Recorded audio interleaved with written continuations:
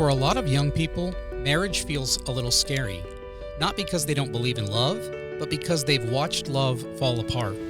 Some grew up in homes where their parents fought constantly. Others grew up with parents who loved God, went to church, and still ended up in divorce. And somewhere along the way, a quiet fear started growing in their heart. What if this happens to me? Today, we're talking about that fear. Is divorce inevitable? Are we doomed to repeat the relationships we grew up watching? Or can wisdom, faith, and intentional choices break cycles and build something stronger? This is the Promised Land Pursuit.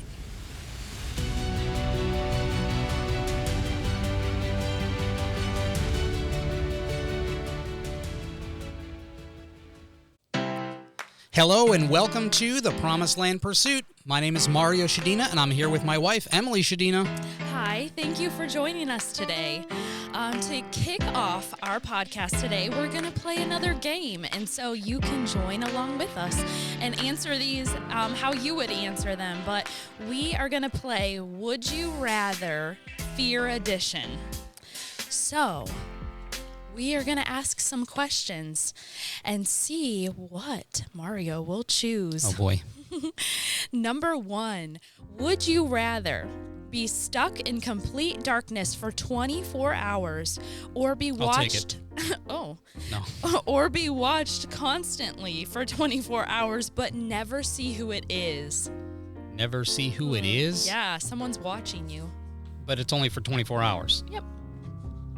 I mean, that doesn't sound like too horrible. I don't know if being in complete darkness. Considering I'm not going to know who it is, I mean, what's the big deal? Somebody probably already is watching me right now. You don't even know it. Yeah, we don't even know it. So I guess I'd like to. And plus, we got like Facebook lurkers. You know, they're watching us almost 24. Yeah, we definitely. I know of one specifically that is a lurker on Facebook, and just randomly, all of a sudden, I'll get a message. And, hey, guy, if you're listening, you know who you are.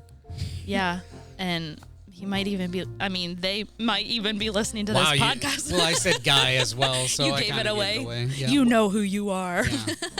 Well, that's if he listens to our podcast, if he likes us. So. Yeah. Okay. He claims he doesn't. Obviously he does like us. He claims he doesn't. Okay, so what was your answer? I think you want to be watched? Yeah, I'd be watched constantly for 24 hours. Okay. Never know who it is. Never see who it is or know. See, that's the question. Will I know who it is later? Like, probably not. I just don't get to see them for the 24 hours and without knowing that they were watching me. They're not going to see a lot, you know. They're not really going to see anything, you know. I mean, my life, you know, but it is what it is. Yeah. Okay. Okay. The next one. Would you rather hear whispering every night when you're trying to sleep, or see something moving in your room but only see it out of the corner of your eye? That's horrible. No matter either one. Neither. I don't want any of those. Hear whispering while I'm trying to sleep. That's going to be scary. He's probably just Evelyn then. And if I see something moving in my room, it's probably a bug. We're turning the lights on. Like, I don't know. That sounds... I'm just thinking like a cockroach or something. It sounds like both of those come from the devil. Obviously. Neither one of those are good. Yeah. They're just bad. When we got our RV, the new one that we have now, it came from Arizona. So I literally had a fear that a scorpion was going to come out and like get us in our bedroom. Yeah. No scorpions. We're good. So far. Could be one lurking. I mean, it could be lurking in the darkness. Watching us for 24 hours. Yeah. Okay, next. Would you rather get lost alone in a dense forest at night or be trapped in a broken elevator for 6 hours? Definitely the elevator. Definitely for me too. Yeah, lost in a forest at night? That sounds terrible. It sounds like there's a lot more things that could eat me, kill me, and all that kind of stuff. You're safer trapped in a broken elevator? Like, it doesn't even say the lights are out. So, I mean, if the lights are on, maybe I brought a backpack with a hamburger or something. You never know. Pop-up tent. At least a beef jerky stick or something. I'm sitting here and I'll have a grand old time. Okay. Would you rather have sleep paralysis once a week or have extreme vivid nightmares every night? Wait a minute. What is sleep paralysis? Do we need to Google it? Yeah, we're going to have to, because what in the world is You're sleep? just paralyzed? If you're listening to this podcast. What is sleep paralysis? A temporary inability to move or speak while falling asleep or waking up. I'll take that. I mean, that just sounds like going to sleep. Sounds like sleep to me. Yeah. That was easy. That sounds fantastic. Wait, why would I sleep want vivid only nightmares? once? Maybe it's only once a week. Sleep paralysis once a week? What? So I can't move once a week? What? So you can't sleep the rest of the time? No. Who worded these questions? That question is not. I don't know. Okay. That's not right. Let's move on. That's horrible.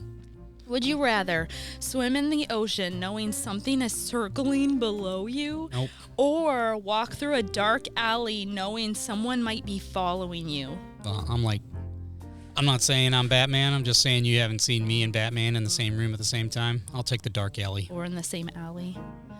Okay. Walk through a dark alley knowing somebody. That once again, listen to that statement. Knowing someone might be following you. Yeah. Like, I mean, there's a high likelihood that someone is following you is right this now. the same lurker from the from the first question? Possibly. They're following us around. Yes. Okay. I'll take the alley. Are you serious? Oh yeah, for sure. I mean, in the ocean, it could just be a little fish. Yeah, but it says knowing something is circling below you. That means it's definitely there. It's definitely happening. The alley, knowing someone might be following you, that just sounds like I'm paranoid. Okay. Which I always think somebody's following me at night. You know, when you walk in the darkness. Yeah, when you're like going upstairs and you're checking behind you as you're going up. Yeah. You ever have that? Maybe when I was Evelyn's age. That's what I'm talking about. Okay. That's what I'm talking about. Well, every now and then, even now, you know, I'm like waving my hand behind me as I'm running up the stairway. Smack 'em. Just to, yeah, hit somebody on my way up. If I hit something, then life will change. Then book it. Life will really change. Yeah. Drastically. Okay. Would you rather forget who you are for a full day or everyone else forget who you are for a full day? A full day. I feel like it'd be really fun to forget who I am for the whole day. Fun? Yeah, like I have no idea who I am. What's my name? That Where's my address? What my address is? I don't know. For me to forget myself, like I'm not gonna you know. would probably be so frustrated, like why But- you can't figure out who you are. I'll probably just sit on the couch and eat a bag of potato chips. I'll find myself, you know, eventually. I'm like, oh, wait, this is who I am. Yeah. I don't know. Everyone else forget me for a full day? I feel like that's not a lot of people. I know. We're normally in areas where nobody knows who we are anyway, so Yeah. it wouldn't be that much different. Yeah, I guess for the fun of it, I'd forget myself Okay, for the whole day. just for fun. Yeah, just for fun. Okay. See what happens. Would you rather be in a room slowly filling with water? That's oh my goodness, scary. that's terrifying. Or be buried underground with just enough air for an hour? What? So both of these is just happening for an hour, maybe? If it's wait, what? I don't know. If it's just happening for an hour, I'll take the room filling with water because I can swim. Buried underground, you ain't moving, and you only have enough air. Maybe the water is like coming out like a fire hydrant and you're going to drown. But I'm not gonna drown. I'm a pretty good It's going swimmer. to go up to the ceiling. I'm a pretty good swimmer. Oh, okay. I am. Whatever. I'm a good swimmer. Yeah. Okay. So swimming Yeah, I'll in take the water. I'll take the water. More like the room. drowning in the water. Okay. Also, in the comment section, you can tell us which one you'd rather do out of all these. You can go and listen to them and let us know which one you would rather happen we're to you. loving all of the comments. Yes. So thank you for commenting. It makes us excited to get a notification that somebody had Yes. commented on Spotify that Or is it only Spotify that they can comment on? I don't know. If you're commenting on a different platform, I haven't seen them. So someone on Apple, you reach got out to do to it. me and let me know if you are and I don't know maybe. Yeah. Okay. Because I normally at least heart, but I think I respond usually to every comment so far. So Yeah. Okay. Would you rather always feel like you're about to sneeze and never can, or always feel like you're about to cry but never do? oh boy. Both of those are kind of rough. Always feel like you're about to sneeze but never can. Or always feel like you're about to cry but never So do. you're just always sad. Are you always sad or you just cry? Because you can cry when you laugh too. That's a good laugh if you're crying. I know. That's a really good one. I like that one. Mm-hmm. Well, I'd guess I'd just take the crying. Okay. I guess, I don't know. Yeah. It would be really annoying to have to sneeze and not be able to. Yeah, I guess like that. I feel like you're going to cry, you know? I don't know. Like, do you just, is it just a feeling inside, or does it actually like change you, like your voice fluctuation, you know, like you're trembling? You're like, I don't know, like, but Yeah, not that would actually be, crying. that'd be horrible That too. would be weird. But if you're going to sneeze constantly and you're walking around with your finger under your nose, you know, Yeah. I don't know. I guess I'll just go with crying. Okay. Might as well. Okay. People will have pity on me. Like, oh, what's Poor wrong? thing. And I'm You like, poor soul. absolutely nothing. I don't. Now you know what it's like to be a woman. Yeah. Oh boy. Oh. She said it, not me. Yeah. Okay, number 9. What would you rather hear a loud, unexplained noise in your house every night? Here we go again. Yeah. Or find one random object in your house moved every morning. Oh, I already have one random object moved in my house every morning, so I guess I'll take that one because that's already happening in my life. Okay. I always go to look for something, and my wife has put it away or Where it moved it to where it belongs. Yeah, well, still. Oh. She moves it to where it belongs, but I'm expecting it to be where I left it, so that's marriage. That's life. That's life. Oh, Okay. boy. Next, last question. Would you rather know the exact day you die or know exactly how you die? I literally went to bed last night thinking about this question, and I'm like, both are terrible. Yeah, but I would still take the exact day. I don't want to know how I'm going to die because then I feel like, well, I don't know. I guess either one you'd both be awful. you'd try to prevent it from happening if you knew, you know? Couldn't. Yeah, but I'm saying, like, if I said you're going to die tomorrow, what would you do? You would Can't probably stop try tomorrow to from do coming. something to make sure that you're not in a dangerous situation. But at the same time, to know how I'm going to die, I feel like that's more, I don't know, I feel like that's more scary. I'd rather it just happen randomly and not know it's going to happen than for me to know exactly how I'm going to die. It's like an axe murderer or something like that. Probably not. Not likely. But knowing the exact day, at least you can plan, you know? You know how much time you have left. Ugh. Okay, that makes me sick to my stomach thinking about it. Okay, let's move on. I'd be like, look, like if I knew I had 1 week left, there's a lot of things I'm going to eat that, Oh, my word. you know, like, yeah, and do, you know, like, let's go to, like, do something awesome, right? Yeah. Skydiving, because I'm not going to die until that day, right? Good point. So I could jump in the ocean, go swim with sharks, like, I'll go pet them underneath the chin, you know? Hey, buddy. Hey, little guy. Oh, they'll be like, oh, fear factor? I'll do it. Win some money for the family. Get Thanks. Camp Promised Land up and running because I'm not going to die yet. I think that's how this works. It's like, no, that's not how that works. No, you actually die earlier from Yeah. sharks. It's like, oh, well. Okay. Anyway, Yeah. Okay, so that was the end of the game. Moving into something more serious.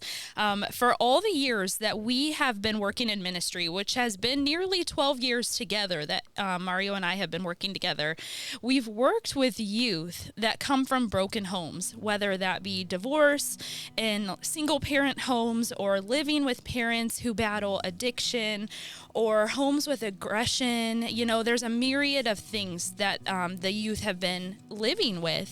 And as we've had the privilege to work with the youth and watch them grow through the teen group and now into their own adult young lives, and a new generation is coming up behind them, we are finding that the fear of repeating those generational cycles is very prevalent in their lives, and sometimes all-consuming as they're making life decisions on their own. And so today we want to address that fear with biblical and practical advice to help that teen or young adult who doesn't want to repeat the same cycles they've seen in their families. yeah, I feel like that it's a huge thing because it's even mentioned in a lot of like television shows. I mean, it's all over the place. You know, if a child was abused, you know, all of a sudden they're not going to spank their kids or do Right. anything like that or even close because I'm not going to treat them how I was treated. And, you know, so they're like, I'm going to break this cycle. Yes. And so it actually comes with fear, though. So instead of actually disciplining their child, they let their child do whatever It's they the want to do. other extreme then. Yeah. And so that we have to learn how to break those cycles. The the proper way, the Right. biblical way. Sure. So, Yes. And you don't break generational cycles by accident. You break them by noticing them, interrupting them, and choosing something different for your life on purpose. And so the fear, what if I became what I came from, whether it's divorce or, toxic communication in your house, emotional distance, addiction, or just unhealthy patterns, you can feel like it's wired into you. But here's the truth you need to understand is that a pattern you recognize is a pattern you can break. And why this fear shows up is because you've seen the damage up close. You don't want to hurt people the same way, or you may already notice similar tendencies in yourself. And that doesn't mean you're doomed. It actually means you're aware, and awareness is a step to change. So name it. Get specific about the cycle. An example, in my family, we avoided conflict, or we yelled instead of listening, or we shut down emotionally. You can't fight what you can't define. And so then interrupt it. When you feel it happening in your own life or in your own relationships, pause the conversation and say something like, I feel myself getting defensive and I don't want to do that. And this is where the cycle actually gets broken. So it's in the moment, and then you replace it and you choose a new response. And so instead of shutting down, communicate honestly, or instead of yelling, slow down and listen. That makes me think of the verse, a soft answer turneth away wrath. And instead of avoiding, lead into a hard conversation. It's not enough to stop a pattern. You have to build a new one. And that makes me think of that replacement theory, when even if you're on a diet.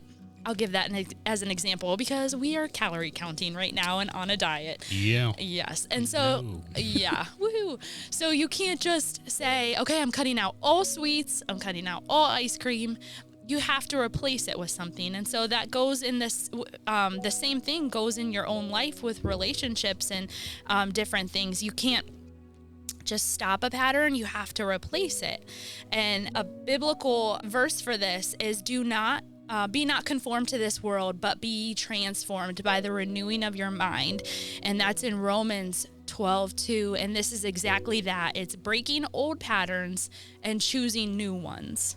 Yeah, that's good.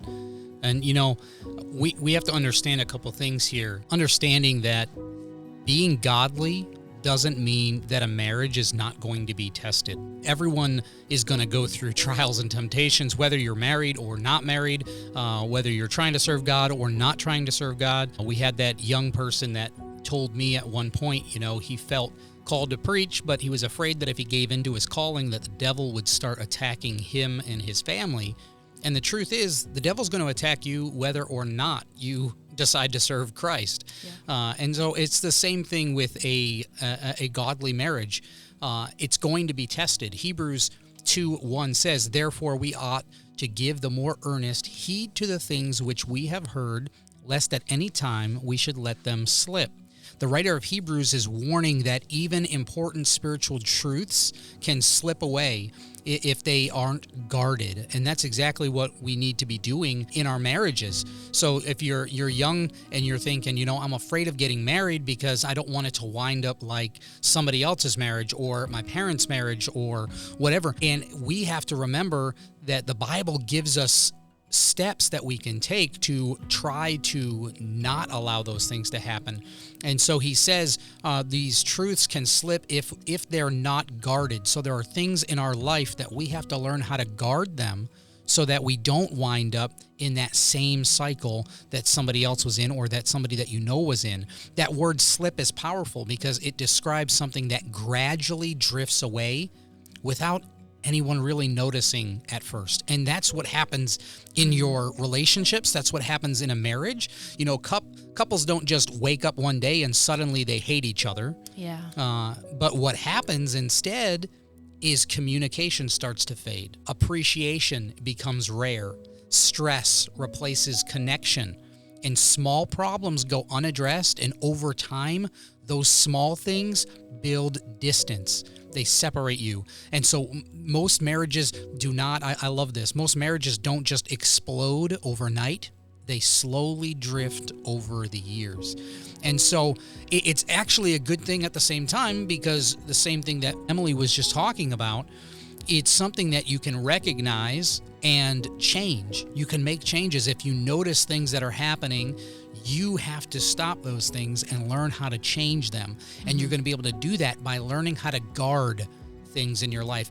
And I encourage you to learn how to guard the small things. Like communication is something that may seem so small, but it's actually huge. And when you stop communicating, all of a sudden, you're opening yourself up to a whole bunch of problems. Kindness, just being kind. We're gonna talk about that verse as well. Be ye kind one to another, tenderhearted, forgiving one another, even as God for Christ's sake hath forgiven you. Being kind, spending time together. And so if you will learn how to guard the small things, you will actually be protecting the big thing, which is your marriage. Understand this: Christians, just like anybody else, still have a free will, and they can hurt each other. There are no perfect marriages out there. There are no perfect relationships out there. And every last one of us have a free will. Think about this. Adam and Eve in the garden, they were in a perfect place.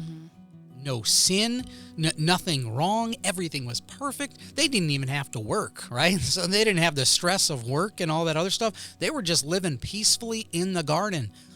In a way, you could think about it like this. It was a perfect marriage. But guess what? Sin got involved.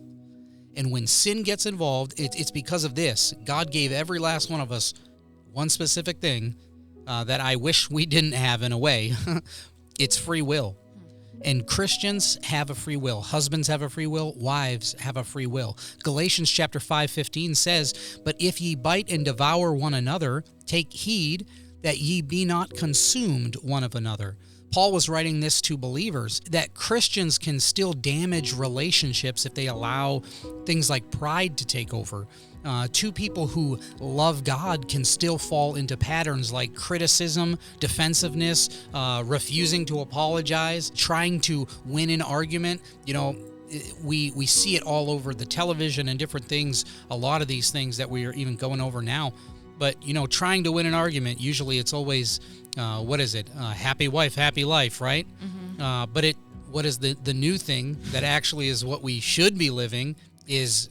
Happy spouse, happy house. There we go. Happy spouse, yes. Happy house. Both of you can be happy, and it's not about winning arguments. It's about just living together, and both of you giving that 100%. Both of you, you're in this together. It's not one person against the other. And actually, just like the Bible tells us, you two are now become one flesh. So actually, when something hurts her, it should be hurting you. And when something hurts him, it should be hurting her. You are one flesh together. So being a Christian doesn't automatically make somebody a good spouse. Yeah. Marriage still requires humility. It still requires all these things that are mentioned throughout the Bible. And so don't think that just because two Christian people are getting together, or two godly people are getting together, that their marriage is going to be perfect, because it's going to be far from it. There's still plenty of things to work on in a marriage. So for those of you that are worried about that, it's going to require work no matter what. Yeah. I like this important truth here is salvation removes the penalty of sin, but we still have to actively fight ourselves. Pride, selfishness, bitterness in our relationships. So yes, salvation has taken away all the penalty of sin, but you and I are still fighting ourselves, our bodies, even though, right, we are bought with a price and we're supposed to be a sacrifice. Our bodies are a living sacrifice to the Lord Jesus Christ, but we still have to deal with internal pride, selfishness, bitterness, anger, all those things that are mentioned throughout Scripture. So understand this. You're coming from a background where maybe your parents are divorced, or they've gone through something, and you say, man, I just don't want to repeat that. Understand this. Every last one of us have a free will and have a free choice. It is something that you and I have to learn how to try to protect. If you're fearful of this, you have to just remember that it is something where every last one of us have to make our own choices. And that's why it's so important to make sure you do marry the right person, because you want to find somebody that's willing to do this next thing. Love has to be maintained, not assumed.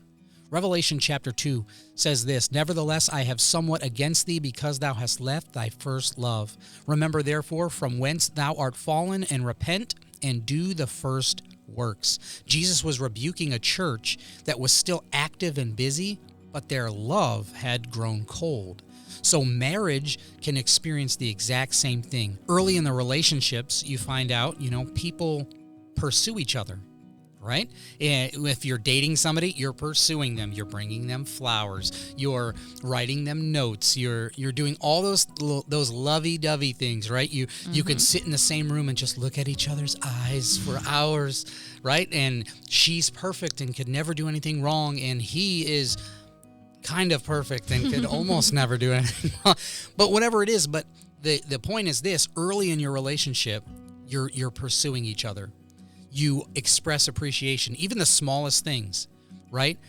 You are intentionally spending time together. But over time, life starts to get busy, and often our responsibilities will grow and stress will increase. So couples can begin to just coexist instead of actually connecting with one another. And so Jesus has the solution for this. His solution was this. He said in that verse, "Do the first works." Remember how it was when you were dating. Remember how it was when you were pursuing each other, when you were giving each other appreciation for even the smallest things, when you took time out of your day to intentionally spend time with her or with him. And so this is, we're kind of talking about the actual marriage in itself, but practicing these things even now, remembering, hey, how you are right now, 10, 15 years from now, look back and once again, just remember how it used to be and do the first works. Pursue that person still, even after you get married. Love, kind of the same scenario. Love rarely disappears suddenly. Most of the time, it just stops being practiced. So couples have to keep doing small things that built the relationship in the beginning. Your partner wants to see that you're still pursuing one another, learning about one another. My wife and I, we take little tests about one another to find out. We even did one on the podcast, right? Yeah. Mm-hmm. Just for fun, but to see how much we really know about one another. And because you can always, you're always learning some things. You learn some things about your spouse that you didn't even know. Even though I've been with my wife for over 10 years now, I still sometimes I'll learn something about her and be like, oh, wow, I didn't realize that. And so you've got to be pursuing and constantly learning one another. And here's the biggest reason why. Because as you guys are getting older, things are changing. So if I'm not constantly learning about my wife, one thing that she liked a couple years ago might not be what she likes right now. And so if I'm not pursuing her, things can change. Mm-hmm. And it happens with me as well. We'll ask each other what our favorite food is or what this is. And then she'll give the answer of what mine is. And then I'll say, no, it's this. And she's like, well, it used to be this. And I'll say, yeah, you're right. It used to be, but it's not anymore. Things can change. Yeah. And so as you get older, as you grow, things will change. And so you constantly have to be pursuing one another. I think this is really important to understand. Your parents' story can produce wisdom and not fear. So realizing this, Proverbs chapter 4, verse 7 says, wisdom is the principal thing. Therefore, get wisdom, and with all thy getting, get understanding. If someone grew up watching their parents divorce, it can deepen a fear. If they grew up watching just arguments all the time in the family and in a horrible relationship, it can develop that fear. And that fear sounds like this. Well, now what if it's going to happen to me too? And that fear can deepen inside your heart and the worry, and you're afraid to move on with your own relationships because of what you have seen. But Scripture teaches us that painful experiences can actually become a source of wisdom. Yes. So instead of ignoring the past, young person listening right now, you can learn from it. There should be some questions maybe that you should ask. What communication patterns cause damage? What habits could strengthen a future marriage? Your parents' marriage is part of your story, but it doesn't have to be your ending. God can use someone else's past to prepare them, to build them something healthier in the future. And so a strong marriage, and here's one of the keys to a strong marriage. And once again, I'm not saying that Miss Emily and I'm not saying our marriage is the pinnacle of anything at all. We are learning every day in our own marriage. But I'll tell you this, a strong marriage is built on daily grace. Grace. If it were not for grace, amen, I wouldn't myself, we would be in a world of hurt today if it were not for God's grace, because I don't deserve anything that I have today. It's all by the grace of God. So Ephesians chapter 4, verse 31 through 32, let all bitterness and wrath and anger and clamor and evil speaking be put away from you with all malice, and be ye kind one to another, tender-hearted, forgiving one another, even as God, for Christ's sake, hath forgiven you. Yeah, he has set the example. Yes, he's showing us that bitterness and unresolved anger, it can destroy our relationships. Not willing to forgive somebody for something that they've done will destroy a relationship. An important thing, I remember reading this, is learning how to forgive quickly. Quickly. Learning how to forgive somebody quickly is a key in a relationship. Don't just sit there and dwell. The thoughts are, the world says this all the time. Well, he did something wrong, and I'm going to make him sweat it out. Right? I'm going to make him sweat because he angered me, and so I'm not going to talk to him, or whatever it takes. I'm going to make him sweat. That's the wrong idea. Yeah. Learn how to forgive quickly. In my family, we used to have this big thing about forgiveness, which was after I got a spanking for something I did wrong, which I hated this, but if I did something wrong and I got a whipping, I would then, after the whipping, I would not be allowed to just stay in my room and cry or anything like that. After a whipping, I just got spanked, I'd have to go down and sit with the rest of the family. And then everyone around is just sitting there laughing, having a good time. And I'm like, I just got whipped. But everybody moved on. And nobody talked about what happened previously. What happened? I got corrected, and then we moved on. And it was something actually for me that I'm still today even trying to practice in my own life. Learn how to just forgive and move on. And so learn how to forgive quickly. When people hold on to hurt, resentment builds into a relationship, and it becomes heavy and it becomes hostile. Paul gives a pattern of kindness, tenderness, and forgiveness in that verse. These are not one-time decisions, but they're something that has to be practiced again and again throughout the years. So the strongest marriages are not the ones that people never get hurt or they never hurt each other. It's the ones where people learn how to forgive and forgive quickly. Yeah. And just to wrap up this podcast today, I looked up some of the causes of divorce in America today and had jotted them down for this podcast. And one is lack of communication. So couples stop sharing openly, they avoid hard conversations, or they feel unheard. And over time, that emotional distance grows. And I know we addressed that last week on having communication, talking to one another. You can't just expect each other to read your mind, Yeah. Number 2 is conflict and constant arguing. So not all conflict is bad, but when it's unresolved, it wears people down. And especially when it turns into criticism or defensiveness. Yeah. 3, infidelity or cheating.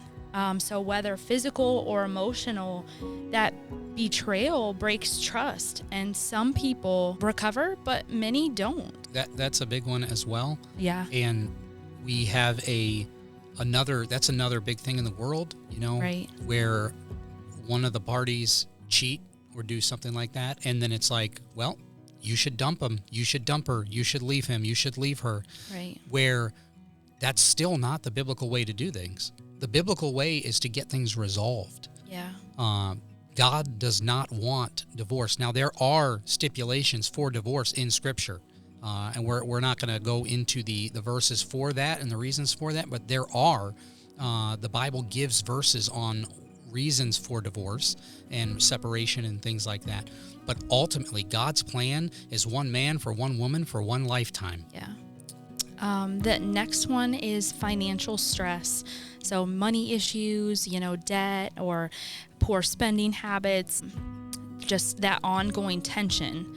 5 is a lack of commitment. So when one or both partners stop prioritizing the relationship, this can look like an emotional withdrawal or neglect. 6 is growing apart. So different life directions. People change, just like Mario had mentioned, what we like and our dinner preferences and different things change. But in this instance, the goals or values or beliefs may shift over time, and especially if they weren't aligned from the start. So that is a reason why it's so important to find someone, that believes the way you do. Start it off on the right foot. 7 is unrealistic expectations. Expecting a spouse to meet every emotional need or to always feel in love can lead to disappointment when reality hits. Yeah. So, expectations is a big one, and you can't always put your expectations in your spouse, but you can put it in Christ. You can always expect Christ to come through, and so having that relationship with Christ is really what is so important in having a successful marriage. Okay, another one, 8, is lack of intimacy, and of course, we are addressing this, but this is something that comes along with marriage. We wouldn't be encouraging that at a dating stage, but this includes both physical and emotional intimacy. Feeling disconnected in this area often leads to loneliness inside the relationship, and that's what can cause the infidelity or the cheating that we mentioned already. Yep. Number 9 is substance abuse or addiction. So drugs or alcohol or other addictions can damage trust and stability and safety in marriage. And then 10, domestic violence or unhealthy dynamics in that way. And in these cases, divorce is often necessary for safety, but of course, you don't want to go into a marriage thinking of all the reasons you are able to get out. Yeah. You want to go in. It's not a good way to start either. No, you want to go in on how you can stay strong, how you can stay close to the Lord and how the Lord can strengthen your marriage. So a segment to go with that is avoiding divorce versus combating it. So the goal isn't to just avoid divorce, but to build a covenant that reflects Christ-like love, humility, and endurance. So if we're combating those causes of divorce in America, one is combating poor communication with truth and grace. And so Ephesians 4:15 says, speaking the truth in love. So be honest, not harsh. Don't bottle things up and explode later. Create a rhythm of checking in, not just when things are going wrong. And a biblical principle is truth without love is harsh. Love without truth is shallow. So you need both. Yeah. Combat conflict with humility and quick forgiveness, like Mario already mentioned. Ephesians 4:2 says, with all lowliness and meekness, with long suffering, forbearing one another in love. And Ephesians 4:26, being angry and sin not. Let not the sun go down upon your wrath. So it's okay to get angry, but you want to do it in a healthy way. You want to do it in a biblical way, and you want to address it. Don't let the sun go down upon your wrath. Don't fight to win. Fight to understand each other. Address issues quickly instead of letting bitterness grow. And learn to say, I was wrong. Practice it. Yeah. I was wrong. Yeah. Practice, I was wrong. Practice. Hey, I think I'm good at that. Practice and I have recently said, babe, you were right. Yes, but babe, understand you this. were right. I'm actually glad that you brought that up. Because I didn't say I was wrong. Yes, I feel like I've said that. No, I'm not saying that you don't say it, but okay. I'm now that you said that, understand that exact point. Saying that somebody else was right is not the same as saying that you were wrong. Ooh, good point. It is something for you to admit that you were actually wrong. And it is something that is hard for us in our humanity Absolutely. To do that, to actually humble. Yeah, to be humility. humble and admit that we were wrong. And I'm telling you, that can save your marriage. Just being humble. Being willing to admit if you're wrong about something, we're not talking about, small, I guess dumb things. We're not talking about the flavor of the ice cream that you had 50 years ago and you're like, I'm pretty sure it was wrong. chocolate. And you're like, no, it was vanilla. And then you being like, you know what? I was wrong. That's probably not going to save save the marriage. Yeah. But being willing to admit that you're wrong, that shows humility, and that shows your spouse that you care and that you are willing to admit when things go wrong and when you are wrong. But like Miss Emily just said in the beginning, it's not a fight to win. It's a fight to understand. Yeah. So, and I don't even like fight. Like what I said in the previous podcast, it doesn't have to be a fight. It can be a discussion and learning how to talk with one another, communicate with one another, and get those issues out of your life quickly so that it doesn't become bitterness and anger and the rest of the things that we've talked about. Yeah. Another one is combat infidelity by guarding your heart. So keep thy heart with all diligence, for out of it are the issues of life. And that's Proverbs 4:23. So in order to do this, set boundaries with the opposite sex. Mm-hmm. I can think of many boundaries that we've set with each other, just not texting the opposite sex, or And if it happens, we let each other know immediately. yeah, To to protect yourself. I've gotten a message from a teenager before, a teen girl, and I immediately just tell my wife, hey, I'm just letting you know, so and so just messaged me. And my normal response to them is I will respond to their message, whatever the question was or whatever the funny thing was, and then normally I'll end up either adding that message directly into a group with my wife so that every time they message, it's in a group chat with my wife involved, or I will address it immediately and tell them, hey, listen, if you need somebody to talk to, my wife is available anytime that you need. I want to protect myself, but she ought to be that way as well. She ought to have that same feeling inside, that jealousy. It should be there, that, hey, he's my man, right? Right. And it's the same for me. I don't want that in her case. It's just something we mentioned in the previous podcast, never being alone with a girl.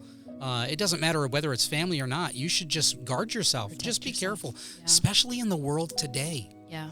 Our world today is so messed up. They are. And you can be the most spiritual person and the most godly person, but I'm telling you, That other person might not be. Yeah, they might not be. And when sin gets involved, it's hard. Yeah. The lust of the flesh, it's mentioned so much in the New Testament.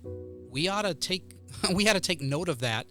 It's a serious thing that we need to be careful for. Yeah. And while we're on that topic, I'm thinking when you and I started dating that we made a decision together that we were going to delete old I didn't have like boyfriends per se, but old relationship people off of our social media, you know, and you can't be friends with certain people anymore. You're supposed to be giving yourself to that person that you want to spend your life with.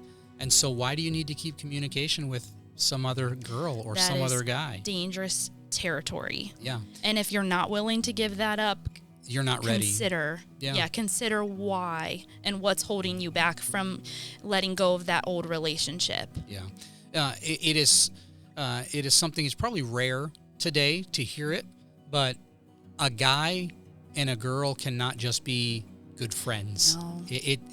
It never happens that way, and hardly ever. Or if it is that way, it's usually for a short amount of time before they begin to like one another, because that's how we're created. You begin to desire that person, and it's just how we were created. And so you cannot just be friends with another girl or with another guy and be in a relationship with somebody else on the side. It's just very rare that it's able to happen like that. You can be friends in the group setting, but you can't, I'm just going to talk to my friend tonight on the phone by myself. It's not, I'm telling you. No, just protect yourself. Yes, you're not on guard if you're doing it that way. No. Another thing is don't entertain emotional connections outside of your spouse. So, I mean, basically what we were just saying, and then stay intentional about pursuing your spouse or the person you're in that relationship with. Affairs usually start in the heart long before the actions follow. Yep. Combat financial stress with stewardship and unity. The thoughts of the diligent tend only to plenteousness, Proverbs 21:5.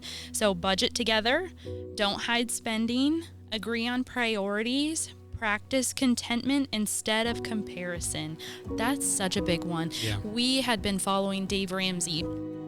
We started a couple years ago, and that was one thing, is the quote, keeping up with the Joneses. And then they always say, Dave Ramsey and his team say, well, the Joneses are in debt and can't afford their own life. And so don't compare your situation to someone else's situation. Yeah. Money issues are often unity issues in disguise. Combat lack of commitment with covenant mindset.